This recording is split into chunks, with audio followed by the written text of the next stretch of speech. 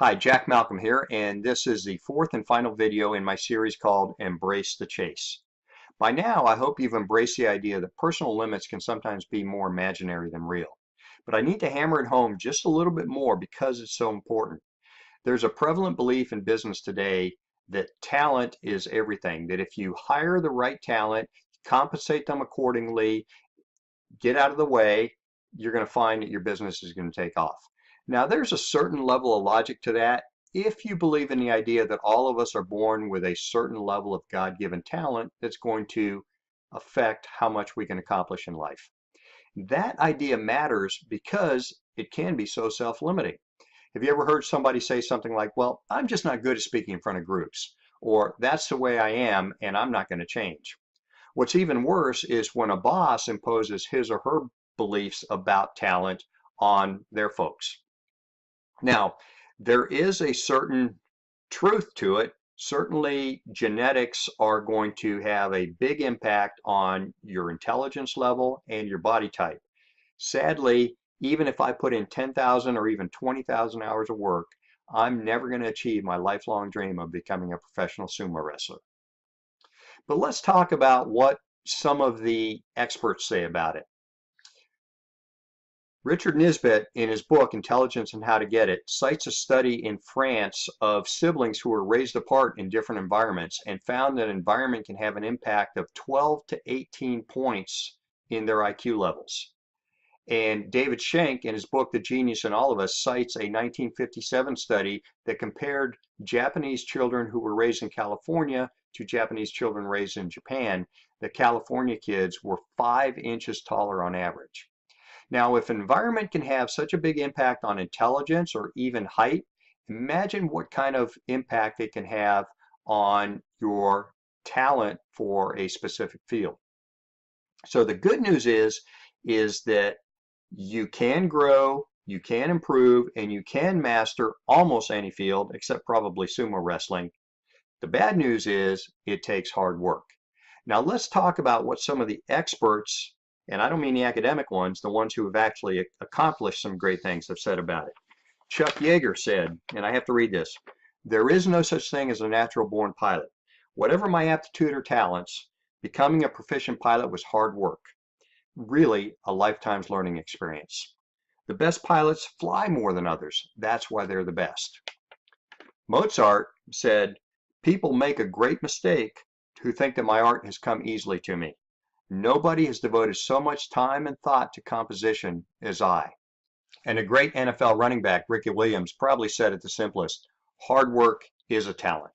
Now, those three are absolutely right, but they don't go far enough. Hard work and time are critical to accomplishing what you want to do in most fields, but they're not enough.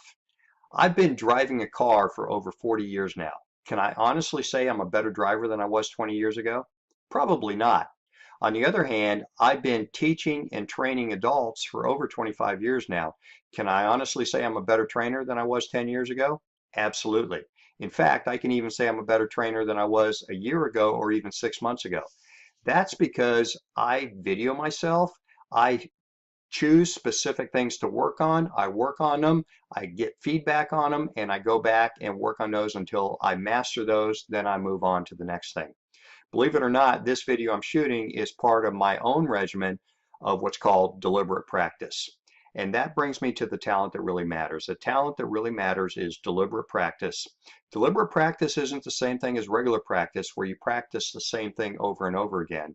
Deliberate practice is all about picking out specific areas that need to be brought up to a certain standard, working on it, getting immediate feedback, and working on it again and again and again until you finally master it. Then you move on to the next thing. Now you might say, well, that's okay for a chess master or a musician, but I have a real job. How can I do deliberate practice at work? Good question. You can find many opportunities to do deliberate practice at work. If you're a salesperson, you can role play before an important upcoming sales call. You can get your colleagues to fire tough questions at you and practice answering those and thinking on your feet. If you want to become a better presenter, join a Toastmasters club or seek out as many opportunities as you can to speak.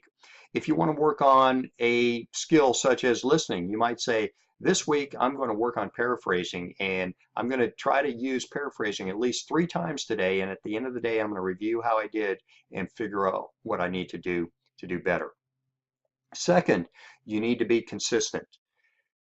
Deliberate practice is hard work, so you have to space it out over time, and that skill is not going to stick unless you're consistent.